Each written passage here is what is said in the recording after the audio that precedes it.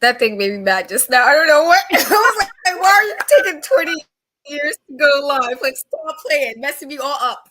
Messing me all up. But hey, everybody. I feel like I've been talking like for 3 hours straight. Hey, we are back with another recap episode of Dark Side of the Ring. And this one, and I totally got to put these things up on social media, so I'm going to be talking and doing that. But this this episode was kind of, a lot happening on this episode. This episode was about Doink the Clown, the original, if anybody knows. There's quite a few iterations of Doink the Clown. About this one, I guess you tell me, what were your like initial thoughts with this episode? Every time I thought that it couldn't get more absurd, we reached a new level of absurdity every 2 minutes in. I thought it was entertaining. It's an entertaining episode, but I was just giving bombastic side eye throughout most of this episode because I could not believe half of what I was hearing. But entertaining.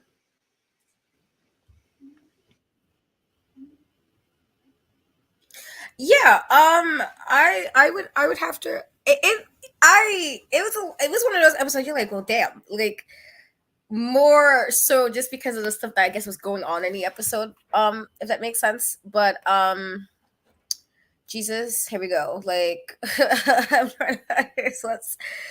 Hey, thank you for popping on. But yeah, let's I guess get into it. And so the episode does start off talking about Matt Borne, who is the first original Doink the Clown. Obviously, Chris Jericho comes in as a narrator. I believe he was dressed sort of like him as well. And so we hear a little bit about Matt's childhood. He was the son of a wrestler called Tough Tony Borne. And there was some footage I think they will put during where because he was saying he was proud of his son Matt, but apparently it implied his mother was not, which I was like, well, damn, because that seemed a bit like ouch. If your own mom, you know what I mean? Like I just felt like that's kind of shitty, if you ask me. And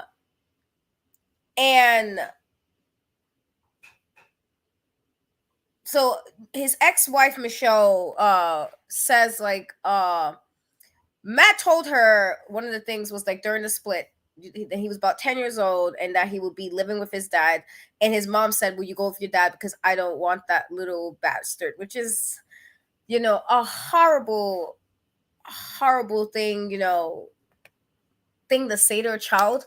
And even if you're upset with the dad or whatever the case may be, because shit happens in regards to like marriages not working out the way people want them to work out, but that's a terrible thing to say to your kid. And Michelle implied that that's something that stayed with him for like the rest of his life. And I'm like, you get something like that, I guess, from the very beginning. I like that. And it's like, well, how do you go past that when that's what that's what you know what I mean? Like I just it wasn't it's kind of harsh. I felt like that I can understand whatever happened. And I say this only because I don't think people should always use their excuse to do things. Just because after a while you have to, try to get better. And I don't particularly necessarily want to say that's an excuse to be shitty necessarily, but it is a terrible thing to say to your kid. And so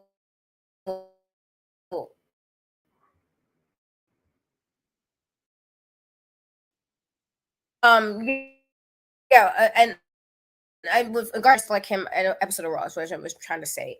Anyway, but they showed this video from Arkansas 2012 and saying they showed him and he said something about nothing is forever, especially not this character. And they talk about like 27 years earlier when Matt was part of WrestleMania and had a match with Ricky Steamboat.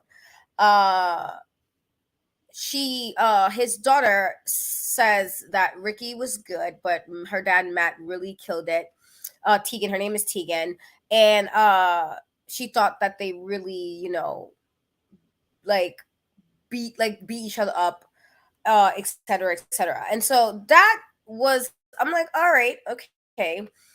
Um, they also talk about Mick Foley saying that he kind of wanted to be Matt, Doink the Clown, which I thought was kind of interesting. Um, Apparently, him and Matt were friends behind the scenes, and he liked his in ring work. And he said that he enjoyed how Matt was able to bring his character to life, and that's what he hoped to do, one day at the time, I guess. And I thought what Vice did, at least with this episode, they showed him, that he, as far as in ring ability, he was really talented, but it was like, the things outside, his habits, behaviors outside the ring that kind of really uh change, I guess. And then they showed some footage of Mick Foley as Mankind, that I guess implied, like, I think Mankind was like beating up somebody, and then they showed some footage with Matt Borne doing exactly the same thing. And Mick said that, Doink the Clown kind of influenced him, his character Mankind. So I guess before I keep going, what were your thoughts on those little bits? When Mick said that, I actually could definitely see that, he took a lot from him. Just seeing how into the character that Matt got. Like, I mean, he was full-fledged into that. And you can definitely see that in Mick Foley's work with his characters. Like, he completely, goes into it. So I definitely could see that. I felt really bad about the mom thing. It's just like, how do you say that to your child? Just like, I think that kind of set him up for failure. Like, that's such a significant thing um to say to your child, and it will kind of run with you for a long time. So it just sucks. It feels like, it was a lot of, he was failed, which is something he kind of carried on into his life. But he was really good. Like, just looking at the clips, he definitely was very good in ring, and it's just a shame it was kind of wasted because, he let those things get to him, the drugs and stuff. It was really sucky.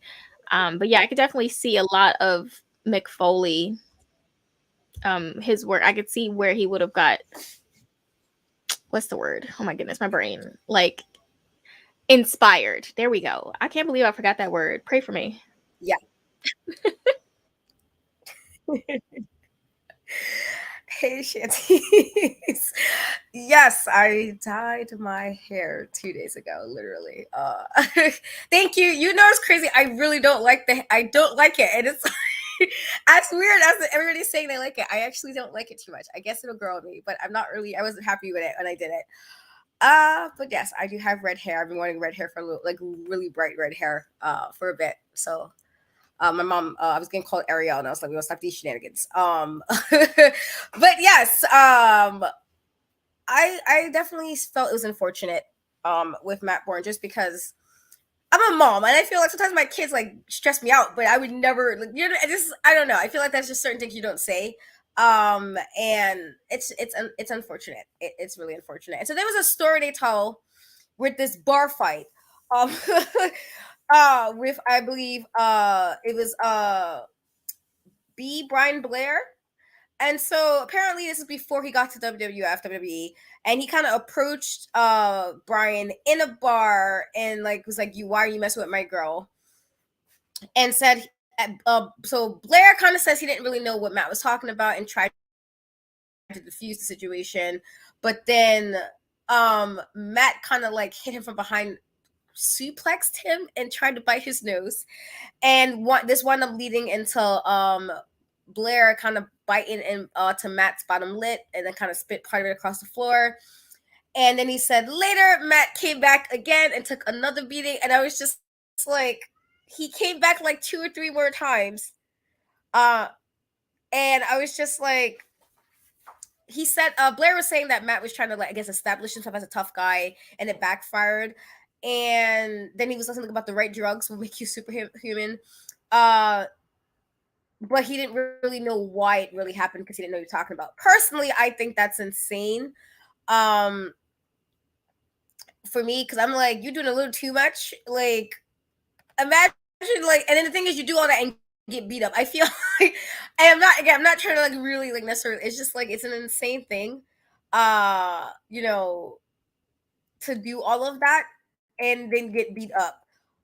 But yeah, that was kind of crazy to me. I was just like, I don't like that's a lot to do. That's a lot to be doing. And then you came back 3, 4 times, which could have like if Blair really wanted to like do how some of them those bar fights are. You know, some people used to die in those situations. Like, why are you like I just feel and pride is, but I feel like wasn't even up like what was wrong that you got like there's no way you beat me up 3 times. Like you okay, you got that first one. We're not gonna do that twice. Like, if I know he beat me up, and the thing is, he had the upper hand because he did like a behind him, like he hit him behind him first, which means he wasn't prepared for that, and you still got beat up. I feel like, why now go back 2, 3, 4 times? I feel like, yeah, I feel like that should have been a moment to the question and be like, you know what, you got it, bro. Like, personally, but to me, absolutely insane that you got your ass kicked 4 times. I'm just like, you have to do me 4 times. Once would have been enough for me. I'm not a big person. So not that I be starting with random people in bars, because I feel like that's a bit much.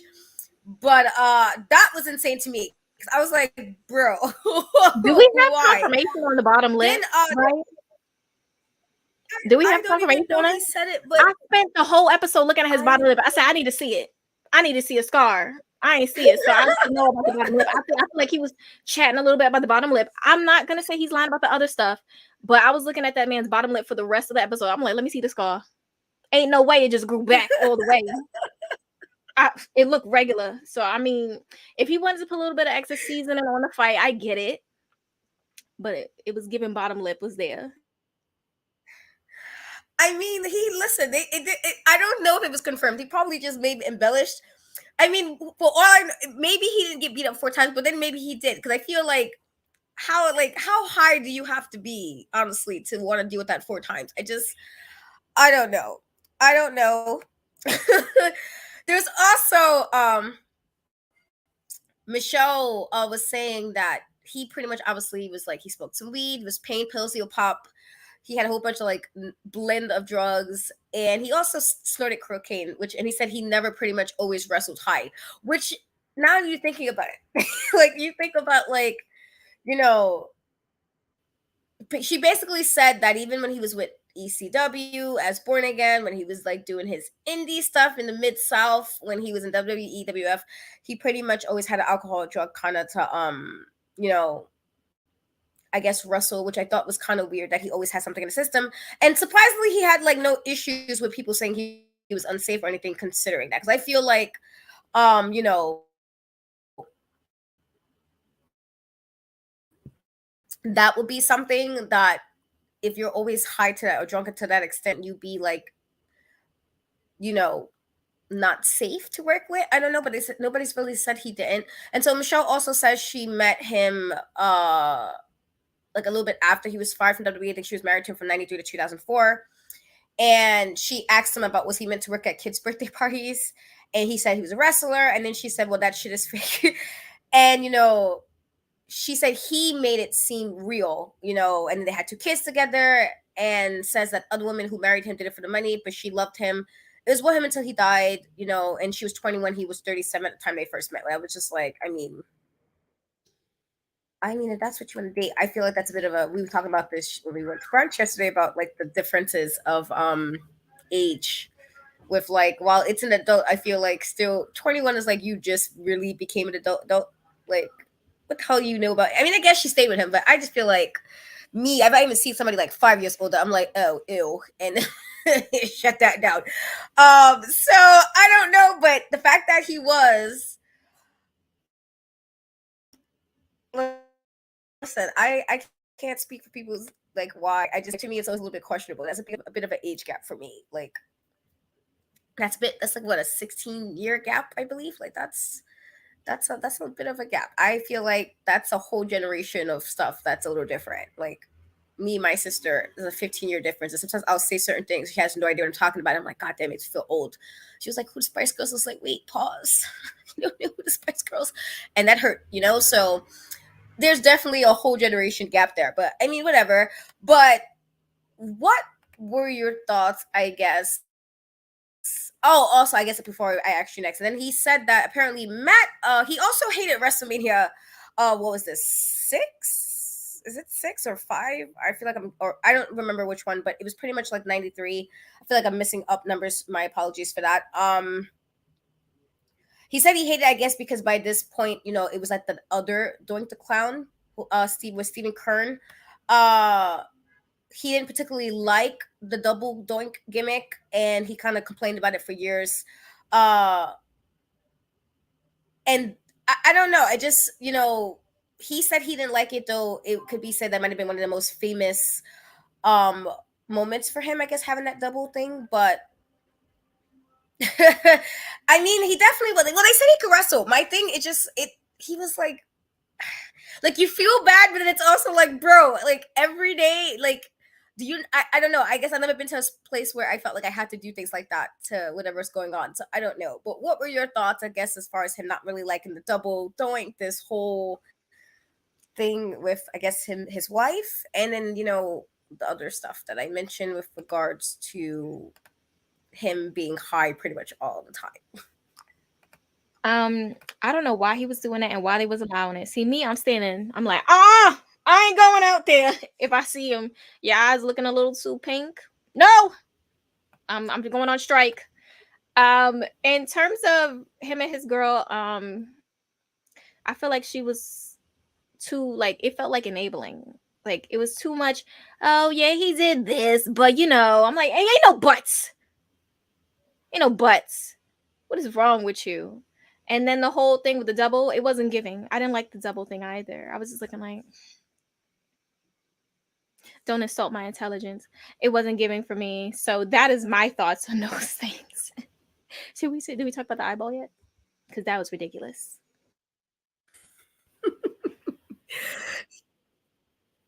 Oh, no, listen, it's so. So I guess a lot of them did say he had a lot of demons, and that was, I guess, for me, he definitely did. I don't know. So there's apparently, I think a story that Michelle told where he went on like an 8-day cocaine binge after he got fired from WWF, and that he was upset that he lost Doink the Clown, because he pretty much signed over the rights when he signed with Vince McMahon. I mean, no, Vince did that kind of stuff. And then he got that, the cease and desist. And she mentions a story about he accused her of cheating and broke her nose and said he had like no recollection of the incident. And she forgave him. Personally, I don't know if we can do it. And it's like, okay, well, it's forgiven because you don't remember. I feel like 8 days is a bit a bit much. When they said that he fought like a fan or something, where like, not that the fan hit him first, but it was still like the fact that he did it, and then I think the fan sued, or something like that. And I think that's when they said it was some kind of hard feelings about all of that after that, as he was like worked as like the bad guy, was always some stuff. I think I feel like the biggest thing about all of this, which I felt like caused a lot of his issues, the fact that he was always like doing drugs and stuff, honestly. She said it like, if you got your nose broken, and I don't want to say like how do you respond to that, and I'm sure some time has passed, but it's just I did think she kind of told it a bit lightheartedly, and it was kind of weird because it was just like, I don't know, like it's not like you like, you had too much to drink and you threw up and you're like, "Ooh, girl, I can't remember what happened," something like that. I feel like it got physical, and that changes things. And so I don't know. It just I feel like if you knew he was always doing drugs, and then you felt like kind of a bit in just because I no, I feel like that just something that she definitely did turn lightly. They also mention when he was, I guess, working with WCW, and he was Big Josh, like a lumberjack, kind of playing off, where he's from Portland, where he met his ex-wife Maria, and I think he was only married like 2 years. uh and they explain, I guess, him making his like entrance or whatever, and that uh Matt had security go get her to kind of get her some drinks, and that she said that they moved in within like 3 months. And then every time also that when he came back home he was also high and drunk, which was like um I guess something all the women, I don't know how many people he like married or dated in total. I don't want to, say all that, but I feel like that's probably something, you know, somebody probably should have stepped in at some point. I feel like everybody seemed to know he was doing all this, and nobody was like, you know what? It's okay. I think there was a story that was also said that he said something about he was asked why he was doing it, why he felt it, and he was just like, because I'm an addict and that's what we do. Uh and then she mentioned like she left him because he was getting more abusive, doing more cocaine. And then this is Maria, his other ex-wife. So I don't know. I just feel like a lot of the stuff with regards to, and this is even yeah, it is. I feel like in this regard is just, it's an odd thing that you all know he's like this and not a person who's like, yeah, maybe you need some help. And I say this like, I know you can't always help somebody. Sometimes people have to want to help themselves, and I totally understand that. But then it's also like, all of y'all knew this, like, and I feel like maybe he should have gotten some help because the wrestling aspect was clearly there. He clearly loved to wrestle. He clearly could wrestle, and those aspects was there. But uh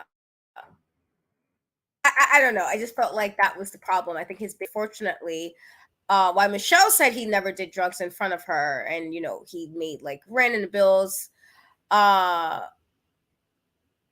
it was also an issue where you're now doing this with matches. Where you're doing stuff where you're like, I think somebody spit on Michelle or something like that, and then Matt kind of came in. There was a story, he pulled the guy by his ear, and then the guy he jumped, and then I think Matt some nonsense pretty much where the police had to use mace, a taser, and he was like put in jail. And I'm just like, that he ripped the sink out of the ground in the cell, and it's like so much insane stuff that happens. And not like, I just don't understand how it's like, oh, okay, like that's, to me, absolutely insane that he was able to do all that and like live to tell the toe. But what are your thoughts about that stuff? The wives were enabling, because this is crazy. What do you mean? Well, he's just like that. That's when you say when someone's just like that, it's because they wear the same socks every day or something like that. Not when he's out here throwing haymakers. That is not, oh, well, he's just like that. That's like, you need to be calling the cops. Like, he needs to be under the jail 19 feet. Like, what do you mean he's just like that? That's crazy to me. Him attacking the one wife with the baby in her hands, a month old. What? I don't understand it. Him with the fan. If Jim already knocked him out, why are you Yeah. now coming with your big boot to kick this man's eyeball out?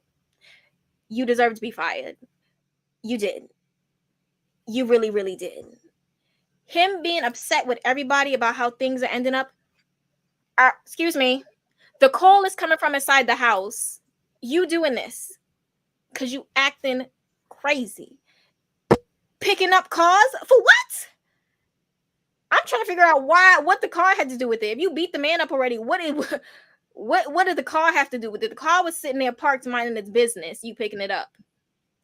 Like, what is the, I don't understand. I really was flabbergasted watching this. Flabbergasted. Y'all just tased? I'm scared to death. I'm running the opposite way. What is going on with him? Why are you so violent? You said you couldn't see for 8 days?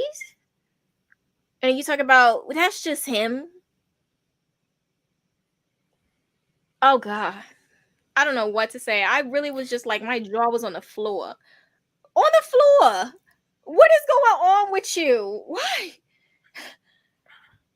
Yeah, to lift a grown man by the ear, yeah, that's like crazy for no reason. Like that literally, like you're thinking about that. Like it's one thing to do this like a child or something, but like a grown person and you lift and you know how like insane that is, and in the car. And I'm like the fact, like you think, and I'm not trying to make light of anything. Like you think of like how this will play for anybody else doing this shit with the cops, like dead ass. Like he did all of that and made it to the jail cell. Like, and then you pulled the sink out of the floor. Do you like that's to me absolutely insane because it's like, and again, I don't understand how nobody tried to get him any help because I feel like if this didn't tell you, at least that whole bar fight with that Blair guy would have told me enough. Like, because what girl was you keeping? Like, nobody knows what girl you're talking about. So it's like you just had some imaginary girl that like, and this is what we're doing. I don't know. I just felt like it was a lot of things. It was a lot of things that I felt like they definitely could have probably like somebody should have helped him with because it was kind of insane to like the level that everything was happening, and so everything just seems really depressing. But then it kind of gets a little worse when Michelle says, I think like in June 2013, she sends a text to Tegan and said, "I think your dad's dead."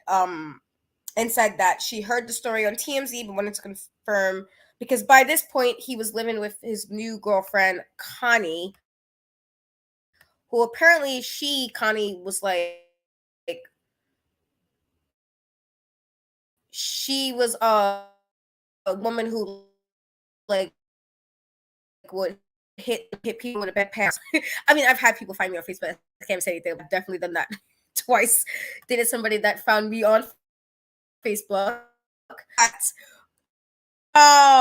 But she said she pretty much moved to Texas with him and that he helped her take care of her sick mom and they had each other's back.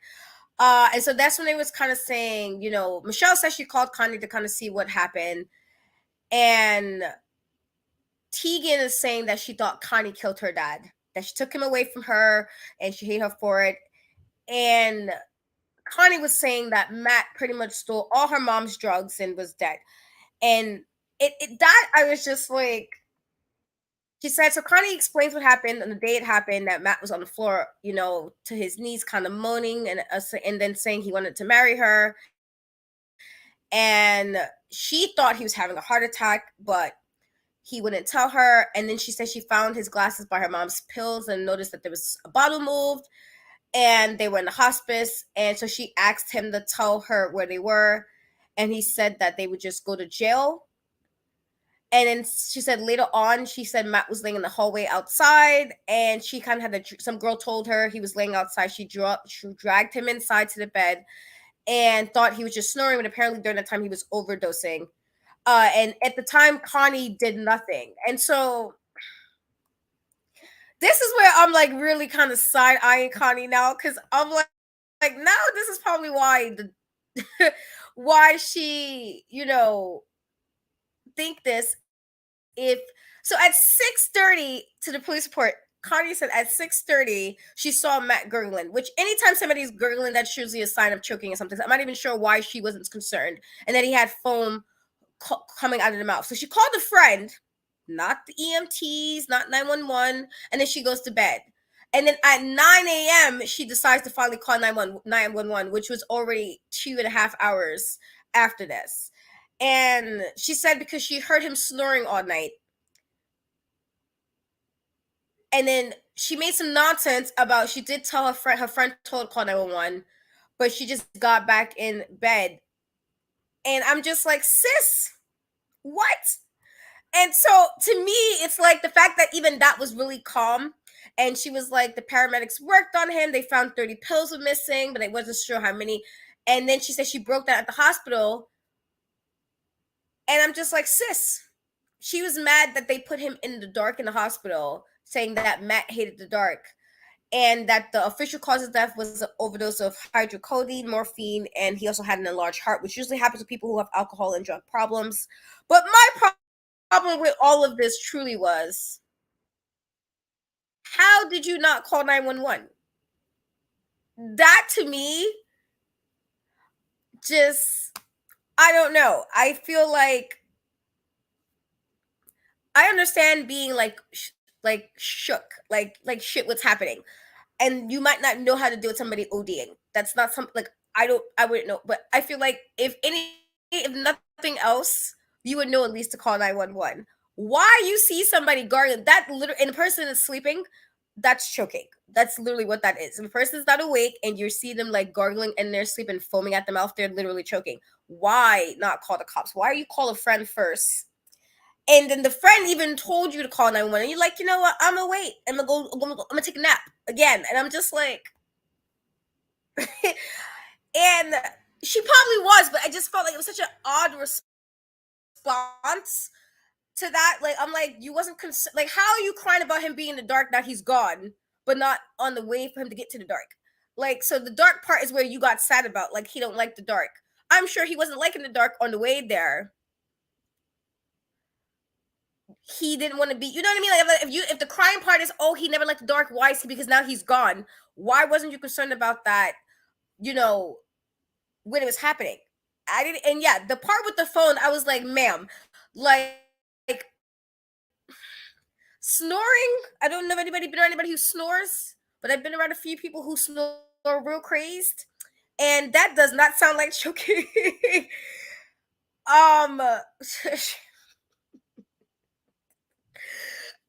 That's what I'm saying though. Like, she was really crying about that, but I'm like, wouldn't you have tried to stop him from getting to that place first?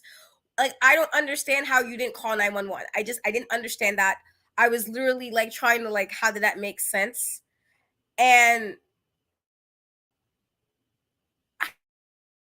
how do you act? Like, I don't know. I feel like something about that just felt so off to me. And I don't know if it's because I'm like calling somebody a loved one before, but the first thing you want to do is help. At least it was for me, where it's like, oh, something's wrong. I can't do anything about this. Let me get help. And you're just like, I'm gonna call a friend, and then, and maybe, I mean, yeah, but I feel like the really start he was snoring, this doesn't sound right to me, because a snore sounds like a snore. Even the ones people who snore really loudly and inconveniently, it doesn't sound like choking. I feel like that's a very different sound. And if you was worried enough to call your friend, then you had to feel some kind of concern because you called your friend. So it wasn't like you was like, oh, he's fine. Like, you called somebody, so you knew something was wrong, but then felt still had to call 911. And I don't know. I just thought that was, and that was the thing. It just, and yes, that was another thing. She was so adamant about the mom's drugs. Now, unfortunately, my first husband was in a hospice before he passed away. And maybe things are different, was different back then, but this is 2013. I lost my in 2011. So actually, this was after. This was before Matt Borne passed away. In hospices, they do not leave the drugs lying around like that. They don't. By that point, you're keeping people comfortable when they're in the hospice, but the everybody knows the person is going to die. That's literally what a hospice is. It's literally, you're going to die there. And so to have the medicine where he could just get to it, the staff usually don't leave the medicine hanging like that. And I've seen this, unfortunately, twice with people I cared about in a hospice. They don't just have the medicine just sitting there waiting for you. They might give you the medicine to keep you comfortable, but it's not where he should have had access to it that quickly. And so I don't know. It just, a lot of things just really rang funny to me, because it's just like, why are you so adamant that he took your mom's drugs? Do you even know what drugs it was?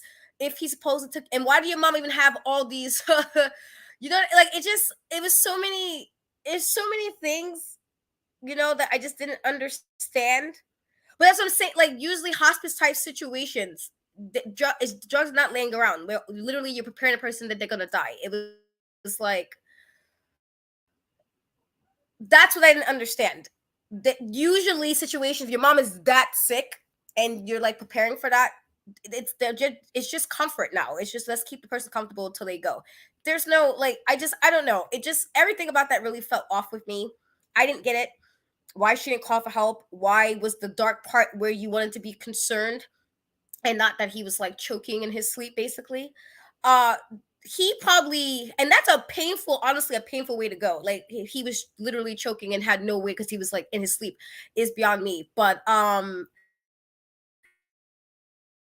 yeah, I guess the whole thing where and the daughter was saying that apparently it was said he did have the heart issue in WWF as well, but he didn't want nobody to know, and that his heart was 6 times the normal size.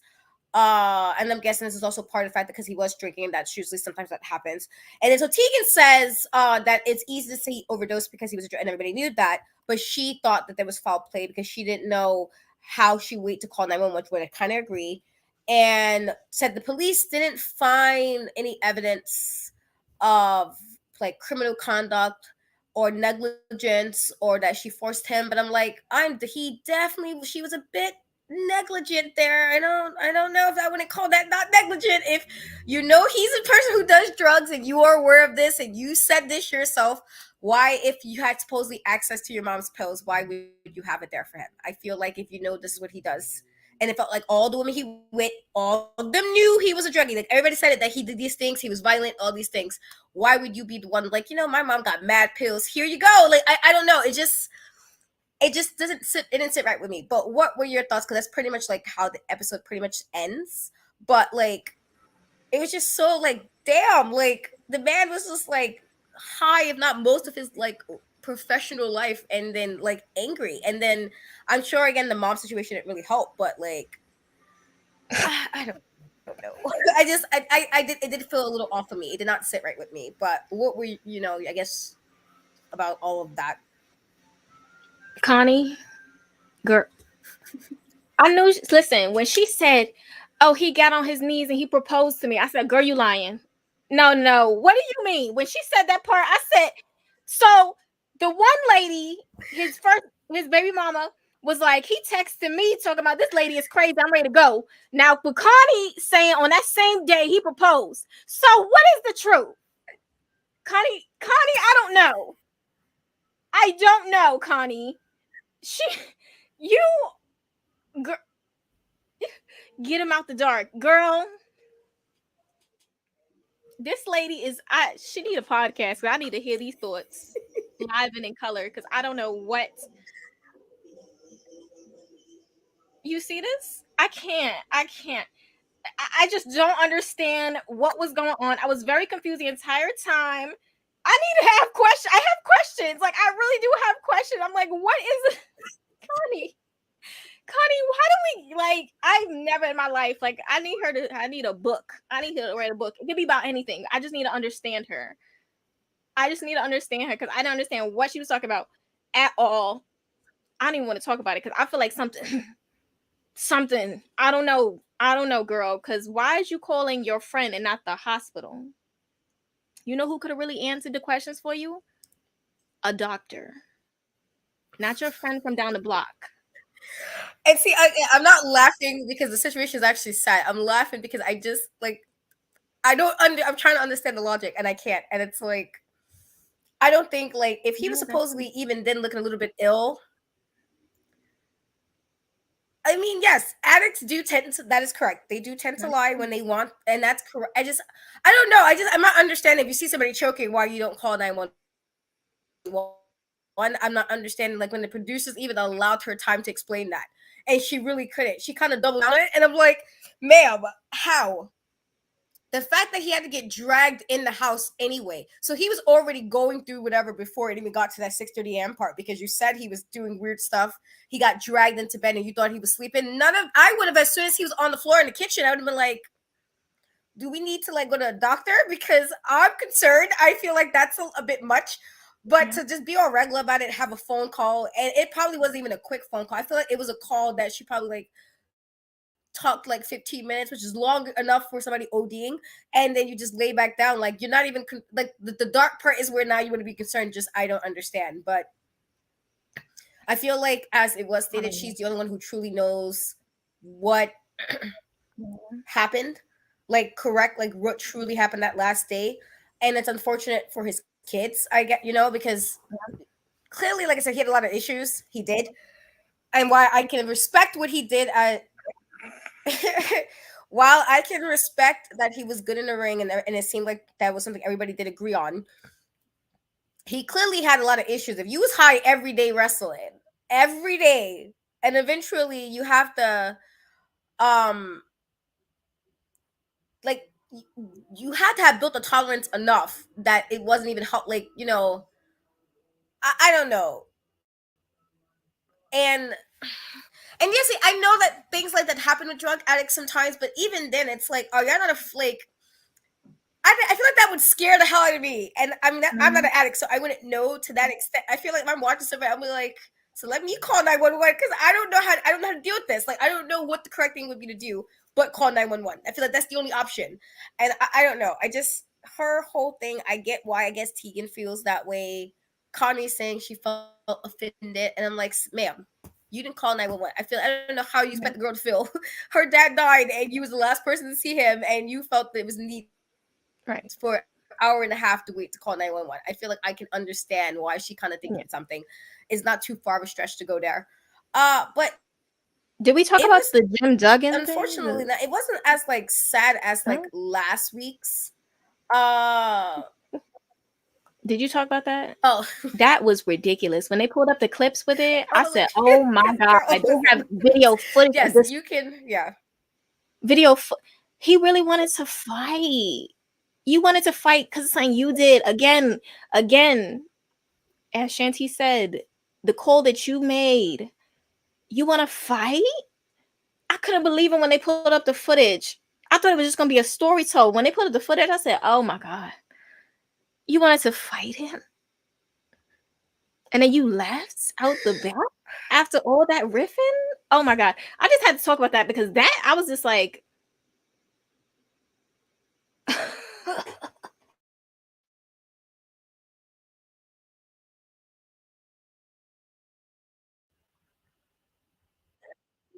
yeah, that footage was wild. Honestly, that was wild. I was like, this. I guess that speaks to how. I guess this speaks to how he really was. But again, this he's been doing stuff like this for so long. I don't understand how people didn't get him help. I feel like, or at least put him in a direction because he legit like he was always in, I feel like he was always in something, honestly. And I don't want to blame everything because I feel like again, some parental trauma can cause problems. His dad died, the mom thing with his mom, and I get that. But after a while, you have to take some kind of responsibility. Like, let me try to be a little bit better for myself, for my family, whatever the case may be. And it's like I don't want to blame everything on that, but like, damn, like he really just, it was a lot. The footage, I was like, goddamn, like if you was feeling in denial about a story that was told, that just summed it up right there. I feel like if you was like, maybe these people are like embellishing details, that just confirmed what they were saying. I honestly feel like that just confirmed like how they put it on a Summer Jam screen for him.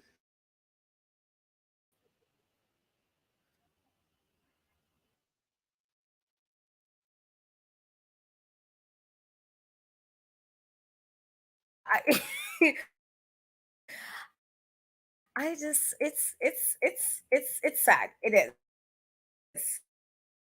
That is crazy. And like I did feel this, but it was also like wallet. Like he really was. He really was. That's how he and I think next week episode will I think next week episode will be I mean, honestly, I would have to beam up too. I'll be honest. You're not gonna. He like it just. I don't know why he was always trying to get into situations, and he like. I don't know because I feel like if you somebody who's usually losing a fight, maybe calm down a little bit. I don't know. Like, do you like getting beat up? Like, I don't know if I, but next week's episode I believe will be Junkyard Dog. I believe that's the next episode. But yeah, it was like sad, not as sad like last week. You're like, goddamn. It was more like So damn, as in damn, bro, like all of this, and in that way it was sad. But yeah, that was pretty much it. Like I said, I did side eye Kanye a lot during that. I did side eye the other women only because it's like you guys all knew he was violent. Apparently, you guys seemed okay with it, and I understand that. Um, but yeah, it was just I was like, God damn, like But any final thoughts? this was one of the craziest episodes I have ever watched in my entire life.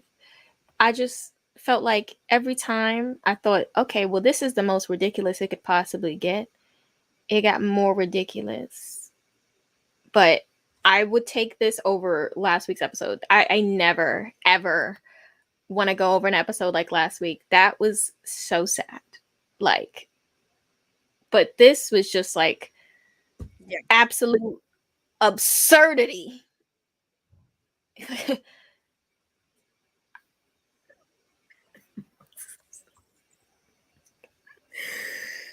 It definitely was.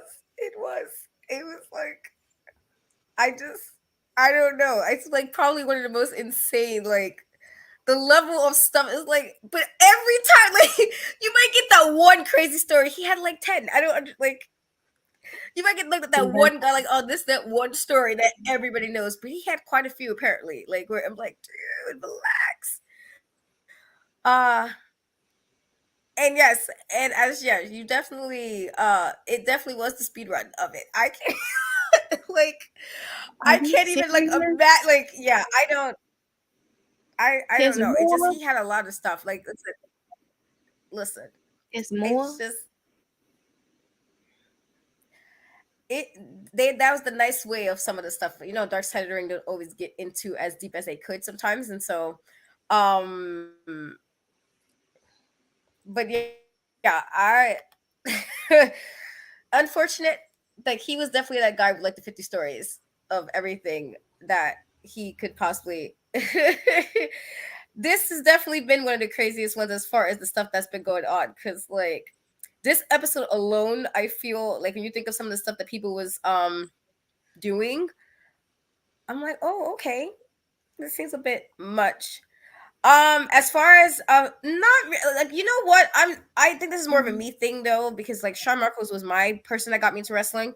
So like people like Doink the Clown, I really didn't like. I didn't particularly like Mankind in them either, honestly. And my reason was just because like you have a Shawn Michaels, and it's like, why do I want McFoley? Like that. That was just a me thing. I watched Shawn Michaels, somebody who was like attractive, extra over the top, a bit egotistical, and those things as a kid. It's like, oh my god. So seeing like Doink, and I'm just like, I mean, I guess you wearing a clown stuff. I mean, if that's what we're doing. I mean, all right, I guess. And so for me, I wasn't really a fan. Uh, though I can appreciate, I guess, in ring work, but not a fan necessarily of the gimmick. And I did know there was more than one Doink. I can't say I was a fan. I feel like Shawn Michaels ruined a lot of things for people in regards to if he wasn't like doing something similar to Shawn, I just automatically was like, ew, and shut that down. Because listen, he's the guy that got me Real. into wrestling, and I felt like I compared a lot of people to him. And so if I felt like you can't entertain me the way he entertained me, I just writ you off. Like I don't even care what you do in the ring. And so for me, you got to entertain me. At the time, I'm like 6, like, oh my gosh, Shawn Michaels is great. So Doink the Clown, no, he just didn't do it for me because he wasn't Yeah. like that for me. It had to be somebody. And the Hardys got me because clearly I have a long hair thing, but they got me. And like, Jeff jumped off the ladder for the first time. I'm like, you crazy, but I see it. And that was it, like he was laid out for like the rest of the match. And, Yeah. I had to be like, God damn it, Jeff, make me stress. But also, I'm you crazy. And I like that. Like, you do some great stuff, and I'm okay with that. So, good crazy. Doink, but, like, whoever was fans, it's just, hopefully, it just, I don't know. It's just crazy. But that was pretty much it, Beautiful guys, for gown. it. Tell the peoples what you got happening and where they can find you. You can find me for the Big Pop Theory podcast. Every Monday, we have a new episode on Spotify. We have a new one. Definitely check that out. You can catch me every Thursday on Women's Wrestling Talk podcast for at 5 p.m. the Women's Wrestling Army after show, and then at 7 p.m. for the NXT after show, where I'm yelling about Hank. But you know what? He had a good week this week, so we wasn't yelling about Hank today. And you can catch me at Shay Sawyer _ on most platforms. Yeah, that's where you can catch me.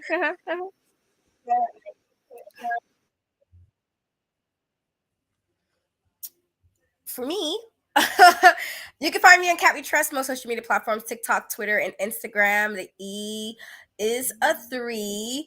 I have a new interview that just happened a few days ago, like last week. So listen to that, Journey Burke. I did have my reviews. I am going to review some more movies. Like I said, just been kind of insane, too much going on in my mom, and so never feel like I have time. I am on Mondays, Women's Wrestling Talk for Wild Wrestling and then NXT. I just said Hank. I mean, I don't know. I wasn't as bad as Shay on that, but NXT. I'm also with Shay. Oh, thank you, Stan. Doing NXT recaps. And if you are in Florida next week, I will be at the Miami Convention Center, doing Florida SuperCon variant number 5, as we are now on the 5th iteration of the Behind the Magic Woman of Color in Wrestling panel. And we will have some fabulous ladies on there, Samira, Astrid, and Sahara 7. And she's a fantastic Black woman wrestler, and so she's also from Florida, so I had to get her on there, and so graciously agreed.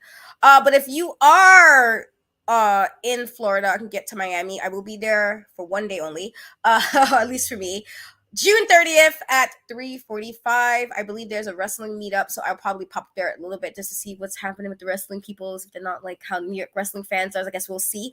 Thank you. So if you are there, check me out there. It should be a good time. I'm trying to get it recorded. I'm gonna try because we'll see, guys. I always have issues with traveling and stuff now, so we'll see.